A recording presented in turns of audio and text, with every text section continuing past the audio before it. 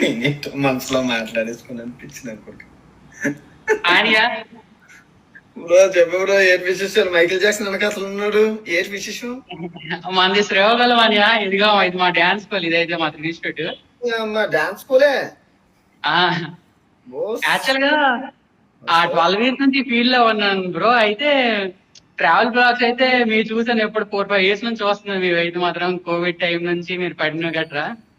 నేను ఎందుకు అన్నయ్యని చూసాక, చాలా మంది ఈ ఫీల్డ్ లో చేయాలంటే చాలా కష్టం అసలు. యాక్చువల్ గా అయితే వ్లాగ్స్ చేయాలంటే మీరు ఎంతో 3 years వరకు మీకు రిజల్ట్ రాలేదు, ఎంతో కష్టపడ్డారు.